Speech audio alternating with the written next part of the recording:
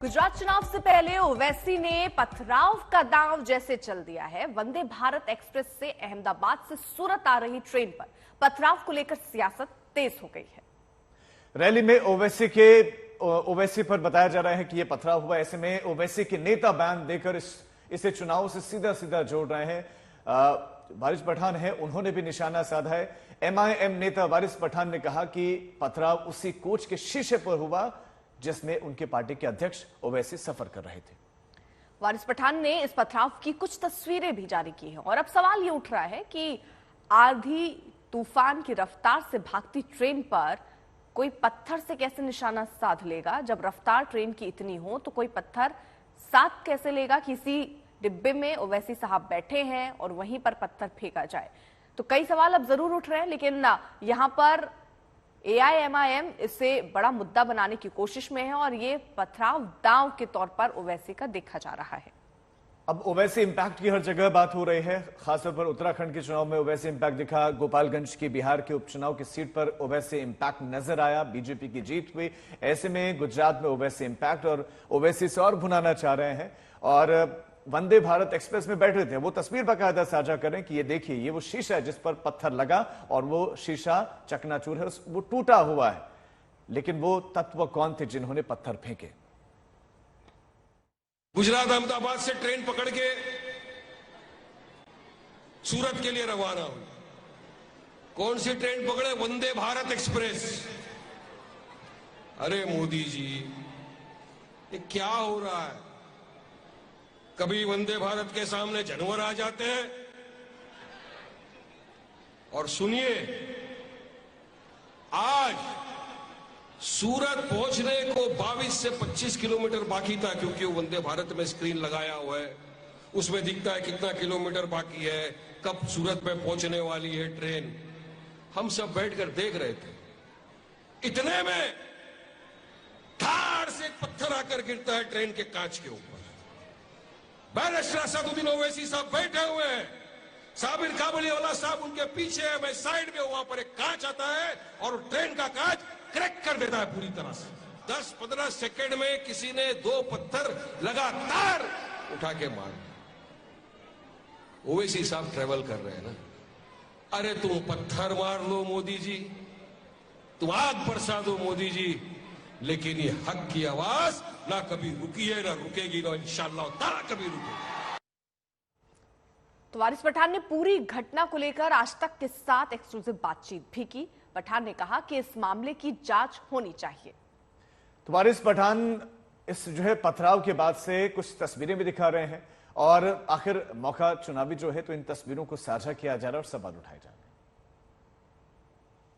AIMIM के नेता वारिस पठान ने आज लिंबायत में एक सभा के दौरान कहा कि जब वो अहमदाबाद से सूरत की तरफ आ रहे थे, ट्रेन से सफर कर रहे थे, तो उस वक्त पत्थरबाजी हुई है। खुद वारिस पठान साहब हमारे साथ मौजूद है, उनसे पूछ लेते हैं, समझ लेते हैं। सर, आज जो आपने बात कही वो कहाँ से क्या कुछ हुआ, पूरा वाकया बताइए। कहाँ से आप सफर करना शुरू किए थे? देखिए साहब, असद ओवैसी साहब, मैं, साबिर काबुलीवाला हमारे प्रेसिडेंट, हमारी पूरी हैदराबाद की टीम, हम लोग सब कल अहमदाबाद में थे रात को। वहाँ पे सभा पटाने के बाद आज दोपहर को हम लोग निकले अहमदाबाद से सूरत आने के लिए। सूरत में हमारी सभा थी शाम को, तो हमने वंदे भारत ट्रेन पकड़ी जो तकरीबन 3 बजे अहमदाबाद स्टेशन से निकली। अब अहमदाबाद से हम बैठे थे ट्रेन के अंदर। अब अचानक सूरत आने के कुछ समय पहले, क्योंकि वो सामने स्क्रीन था, किलोमीटर कुछ लिखे हुए थे, तो ध्यान है, तो अचानक से फोर्सफुली एक धाड़ करके आवाज आई पत्थर। तो ओवैसी साहब जहां बैठे उनकी तरफ, उस तरफ पत्थर। सेकंड मतलब ओवैसी साहब के पीछे जो बैठा था वहां की खिड़की के ऊपर धाड़ से एक आवाज आया, फिर एक दूसरा पत्थर ठाड़ करके फोर्सफुली दोनों पत्थर आए। महाराष्ट्र में हर हर महादेव फिल्म पर सियासी बवाल मचा हुआ और फिल्म बंद कराने के लिए एनसीपी नेता ठाणे शहर में विवियाना मॉल स्थित थिएटर में पहुंचे। जितेंद्र आव्हाड ने थिएटर में इस फिल्म को, हर हर महादेव फिल्म को जबरन बंद करवा दिया। एनसीपी समर्थकों ने थिएटर में कुछ लोगों के साथ हाथापाई भी की। एनसीपी का आरोप है कि फिल्म में इतिहास से छेड़छाड़ की गई। खुद आव्हाड लोगों को उठाकर बाहर भेज रहे हैं। कुछ लोगों ने इसका विरोध किया तो उनके साथ हाथापाई।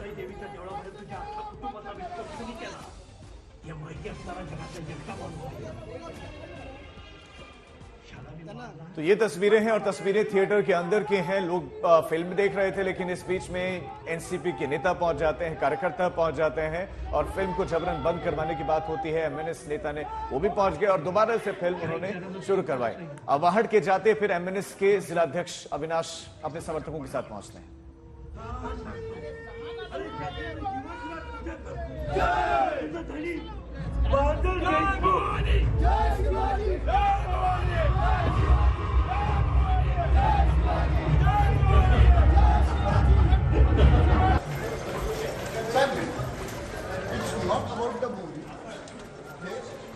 ये चित्रपट जो बताया जा रहा है उसमें पूरे इतिहास का विद्रूपीकरण किया है, जो शिवाजी महाराज के निजी जिंदगी में हुआ ही नहीं, जो इतिहास में कभी देखा ही नहीं, तो इतिहास में कोई संदर्भ ही नहीं। ऐसे चित्रपट आप इतिहास करके दिखाने लगोगे तो उसका धिक्कार होना ही चाहिए। और वो धिक्कार ऐसा ये चित्रपट महाराष्ट्र ने नहीं स्वीकारना चाहिए, जिसमें पूरा इतिहास तुमने गंदा कर रखा है। वो इतिहास वो क्यों दिखाना चाहिए, वो क्यों देखना चाहिए? मैं समर्थन करने वालों से पूछता हूं, जरा देखो, जाके किताब पढ़ो और बताओ कि इसमें सच और झूठ क्या है। महाराष्ट्र के एक्स मिनिस्टर है, उन्होंने हर हर महादेव मूवी बंद किया है और रात को 10:30 बजे आए। यहाँ के जो प्रेक्षक उनको मारा गया है और मूवी बंद की गई है। उनको अगर आक्षेप था तो कोर्ट में जाने चाहिए थे ना, और उनको 8 दिन के बाद ऐसा लगा क्या ये मूवी में कुछ प्रॉब्लम है। इनका कहना है कि इतिहास से छेड़छाड़ की इस वजह से। जाओ ना कोर्ट में, इतिहास पढ़ के दिखाओ ना, क्या इतिहास हमको भी पता चलना चाहिए ना।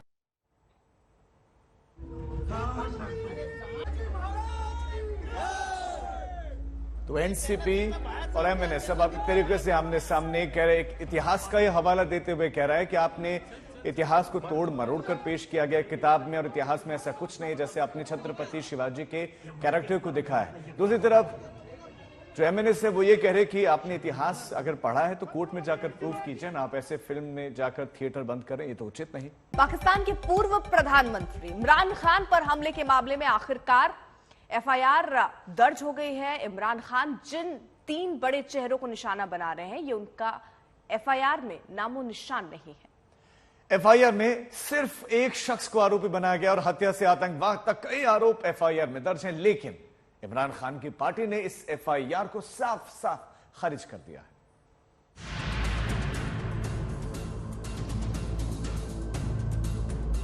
एक prime minister, ex prime minister एक मुल्क का एफआईआर नहीं रजिस्टर करवा सकता, क्योंकि जनाब वहां वो ताकतवर हल्के हैं जो उनको कोई मुल्क का कानून ही नहीं हाथ लगा सकता। लोगों के जहनों में डाल दिया है कि जी ये लोग, ये तो बस इनको तो कुछ कहे ना, जो मर्जी करें कर सकते हैं। हम आज बेकारियों की तरह दुनिया में फिर रहे हैं, उसकी ये वजह नहीं है कि यहाँ वसाइल नहीं है, उसकी वजह यह है कि यहाँ इंसाफ ही नहीं है। वो तारीख थी 3 नवंबर की, जब इमरान पर हमला हुआ। इमरान पाकिस्तान के लिए कोई मामूली हस्ती नहीं है। वो पाकिस्तान के प्रधानमंत्री रहे, बड़े क्रिकेटर रहे, बड़े सितारे रहे और इस वक्त पाकिस्तान की नंबर 1 विपक्षी दल के नंबर 1 नेता हैं। हमले के बाद इमरान टीवी पर आए और 3 चेहरों को आरोपों के कटघरे में खड़ा कर दिया। पंजाब की हुकूमत भी है, तहरीक इंसाफ की कोalition गवर्नमेंट है, क्यू लीग की, लेकिन उसके बावजूद अभी तक हम एफआईआर रजिस्टर नहीं करवा पाए। और एफआईआर क्यों नहीं रजिस्टर करवा पाए? क्योंकि वो कहते हैं जी प्राइम मिनिस्टर के खिलाफ तो ठीक है हम तैयार हैं, इंटीरियर मिनिस्टर के लिए भी हम तैयार हैं, लेकिन वो जो army officer major general Faisal है उसकी नहीं आप एफआईआर कटवा सकते। ये पाकिस्तान में भूचाल लाने वाली वारदात थी। कायदे से इसकी तेजी से जांच होनी चाहिए, एफआईआर दर्ज होनी चाहिए, लेकिन अपने ही ऊपर हुए हमले के मामले में मुकदमा दर्ज कराने में इमरान खान के पसीने छूट गए। ये एक ex prime minister of Pakistan कह रहा है कि ये 3 लोग मुलव्वस थे, और तफ्तीश में जब होगी तो पता चल जाएगा है या नहीं है। लेकिन ये तो मेरा राइट है, ये मेरा हक है कि मुझे पता था कौन इसमें मुलव्वस है, मैं चाहता हूं उनकी इन्वेस्टिगेशन हो, मैं उनके ऊपर एफआईआर कटवाना चाहता हूं। ये कैसे हो सकता है? कि आगे से हमारी अपनी पुलिस, पंजाब पुलिस सीधे सीधे कई कहते जी अगर आपने करवाना तो हमें हटा के किसी और को इस ओहदे पे बिठाए जो कि ये FIR काट। इमरान खान पर हमले के मामले में मामला दर्ज होने में 6 दिन लग गए। वजीराबाद के पुलिस स्टेशन में FIR दर्ज हो चुकी है। इमरान खान पर 3 तारीख को हमला हुआ। उसके फौरन बाद आरोपी हमलावर पकड़ा गया। पुलिस ने उसका टीवी पर बयान जारी कर दिया। हमले में घायल इमरान का ऑपरेशन भी हो गया। इमरान ने हमले के साजिशकर्ताओं के नाम भी बताए, लेकिन मुकदमा मुकम्मल होने में 6 दिन लग गए। जरा देखिए मुकदमा दर्ज कराने के लिए कैसे इमरान को सियासी दबाव बनाना पड़ रहा था। जो हमारा जस्टिस सिस्टम है, जो हमारा इंसाफ का निजाम है, उसकी पूरी एक क्रेडिबिलिटी एट स्टेक है। ये नहीं हो सकता कि एक यहाँ जो मर्जी कर लें कि एक कोई ऑफिसर बैठा हुआ ISI का वो इस तरह की नीच हरकतें करे और उसको हाथ भी ना कोई उसको कहे तो वो ISP कह दे कि जी फौज की तौहीन कर दी है। क्यों नहीं हमारी अदालतें हमारी राइट्स को, हमारी आजादी को, हमारी डिग्निटी को क्यों नहीं प्रोटेक्ट कर? जब इमरान खान ने एड़ी चोटी का जोर लगा दिया, जब सुप्रीम कोर्ट को फटकारना पड़ गया, पंजाब पुलिस को 24 घंटे में केस दर्ज करने की हिदायत मिल गई, तब जाकर मुकदमा दर्ज हुआ। अब इस FIR की डिटेल भी जान लीजिए। FIR में नवीद को मुख्य आरोपी बनाया गया है। नवीद पर हत्या और आतंकवाद की धाराएं लगाई गई हैं। यानी कि इमरान जो चाहते थे वो नहीं हुआ। इमरान जो 3 नाम बार बार गिना रहे थे उसका जिक्र तक नहीं हुआ। मैं जब ये कह रहा हूं कि मुझे यकीन है कि इन तीनों लोगों ने इस पर पूरी साजिश के तहत ये किया, तो ये मेरा राइट है। और मैं कोई एक आम शहरी से इसलिए फर्क हूं क्योंकि मैं सबसे बड़ी पॉलिटिकल पार्टी का सरबराह हूं, मैं एक्स प्राइम मिनिस्टर हूं। और मैं अगर ये FIR के अंदर ये इसका नाम नहीं लिखवा सकता, मैं आप सवाल पूछता हूं कि बाकी कौम का क्या गुजर करती होगी। जाहिर है इमरान को ये FIR मंजूर नहीं। PTI के नेताओं ने साफ कह दिया है कि वो इस FIR को नहीं मानते, वो इसे कानून का मजाक बता रहे हैं। मतलब ये लड़ाई अभी और भड़कने वाली है। आज तक ब्यूरो। इमरान खान पर हमले के मामले में पाकिस्तान का असली चरित्र सामने आ गया है। देश की मुख्य विपक्षी पार्टी और सत्ताधारी दल के नेताओं में लगातार हमले हो रहे हैं और ये लगातार दायरे पार कर रहे हैं। सबसे दिलचस्प मुकाबला इमरान खान और राणा सनाउल्लाह के बीच हो रहा है। सनाउल्लाह पाकिस्तान के गृह मंत्री हैं। दोनों की जंग देखकर साफ दिख जाता है कि पाकिस्तान में राजनीति का स्तर कितना नीचे चला गया है।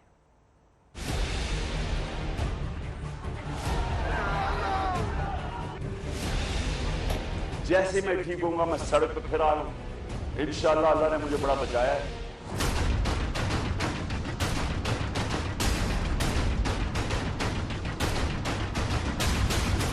इमरान पर हमला संयोग या प्रयोग? इमरान पर हमला, सेना सरकार का बदला। 2 या 4 इमरान को कितनी गोलियां? इमरान पर हमले की कितनी इनसाइड स्टोरी? एकदम गोलियों का एक बर्स्ट आता है, मेरी टांग पे गोलियां लगती हैं, मैं गिर जाता हूं। और जब मैं गिर रहा होता हूं तो दूसरा बर्स्ट आता है। ये एक बर्स्ट इधर से आता है और दूसरा बर्स्ट आगे से आता है। 1, 2, 3 या 4 इमरान खान को कितनी गोलियां मारी गई? जी हां, इमरान खान को गोली मारने के पीछे असली इरादा क्या था? क्या शूटआउट के पीछे सिर्फ सनक थी या इसके पीछे इमरान को रास्ते से हटा देने की साजिश थी? पाकिस्तान में इन सवालों पर घमासान है, लेकिन इमरान के दुश्मन नंबर 1 और पाकिस्तान के गृह मंत्री सनाउल्लाह खान की जुबान पर पहला सवाल यही है कि इमरान खान को कितनी गोलियां मारी गई। इमरान खान जहां 4 गोलियां लगने की बात कर रहे हैं, वहीं राणा सनाउल्लाह का कहना है अगर ये साबित हो गया कि इमरान खान को 4 गोलियां लगी थी तो मैं सियासत छोड़ दूंगा। इमरान पर हमले के दौरान जिस तरह अंधाधुंध गोलियां चली, अब उसी अंदाज में धुआंधार आरोप भी उछाले जा रहे हैं। और इमरान का तो खासा याराना आंतरिक मामलों के मंत्री राणा सनाउल्लाह के साथ दिख रहा है। प्रधानमंत्री शहबाज शरीफ से ज्यादा सख्त हमले वो उनके मंत्री राणा सनाउल्लाह पर कर रहे हैं। सबसे पहले राणा सनाउल्लाह ने क्यों बनाया? क्योंकि राणा सनाउल्लाह एक कातिल है। ये राणा सनाउल्लाह, इसने याद रखे लॉन्ग मार्च से बचने के लिए लोग कत्ल करवाए थे मॉडल टाउन के। ये कहता है एक आदमी सामने था, उसने फायरिंग की। खुदा की कसम इस वाकये की एक एक लम्हे की जो है वो अपना जो है वो रिकॉर्डिंग मौजूद है। अगर ये साबित हो जाए कि उस भ्रष्ट के अलावा जो ये मुलजम पकड़ा गया है उसके अलावा वहां पे कोई फायर हुआ है, आप हमें जो है वो जो सजा दें हम कबूल करें। इमरान खान ने इस लड़ाई में नई राह पकड़ी है। वो सीधे सीधे सेना से टकरा रहे हैं, वो सीधे सीधे ISI पर सवाल उठा रहे हैं और शहबाज शरीफ सरकार को तो उन्होंने अपने हमलों से लगातार सांसद में कर रखा है। सेना से उनके टकराव पर शरीफ काउंटर अटैक कर रहे हैं, कह रहे हैं सेना पर हमले का सीधा मतलब है इमरान खान देशद्रोही हैं। इन 3 लोगों ने मुझे कत्ल करने की कोशिश की। ये जो गोली मेरी ये इधर ऊपर की टांग पे लगी, वो एक गोली मेरी जो वो असल आर्टरी है उसके नीचे से निकल गई और एक उसके पास आके रुक गई। अगर वो रप्चर हो जाती तो 20 मिनट में इंसान मरता है। मैं दावे से कहता हूं कि ये आदमी झूठ बोल रहा है, इसको 4 फायर नहीं लगे। अच्छा, ये जख्मों की कहानी भी झूठ बोल रहा है। इसका इंडिपेंडेंट बोर्ड जो है, इंडिपेंडेंट बोर्ड बैठाया जाए डॉक्टर्स का, और वो इसके जख्मों का जो है वो, फिर आप कहेंगे जी कि ये विक्टिम ब्लेमिंग है, लेकिन ऐसे झूठे का, ऐसे फितने का और क्या जवाब दे? ये 100% गलत है। ये पाकिस्तान की बदकिस्मती ही कही जाएगी कि वहां जो भी हुकूमत कर लेता है उसके माथे पर देशद्रोह होने का दाग जरूर लगता है। पहले ये दाग लगा था मियां नवाज शरीफ पर, फिर परवेज मुशर्रफ पर देशद्रोह का मुकदमा चला और अब इस संगीन इल्जाम के निशाने पर है इमरान खान। इसमें दो राय नहीं कि इमरान खान ने अपने हमलों से शहबाज शरीफ सरकार को हिलाकर रख दिया है, लेकिन सुरक्षित वो खुद भी नहीं है। घेराबंदी तो उनकी भी हो रही है और वो फंस गए हैं अपने ही एक बयान पर जिसमें उन्होंने बांग्लादेश की आजादी की हिमायत कर दी थी। मार्च 1971 यहां प्रेस सेंसरशिप थी। मुझे तो पता ही नहीं था कि कितनी नफरत है वहां। क्यों नफरत थी वहां? क्योंकि हम उनको राइट नहीं दे रहे थे। वो इलेक्शन जीत गए, उनका प्राइम मिनिस्टर है। तो इस वक्त पाकिस्तान में सबसे बड़ी विपक्षी पार्टी सड़क पर है। सत्ताधारी खेमा साख के सवालों से जूझ रहा है। सेना पर उंगलियां तो पहले भी उठती रही थी। पहली बार सेना के खिलाफ लोग प्रदर्शन पर उतरे हैं। पाकिस्तान में हर तरफ अफरा तफरी और अराजकता दिख रही है। अवाम मुठ्ठियां भींचे इस सियासी तमाशे को देख रही है, बेचैन हो रही है। आज तक ब्यूरो।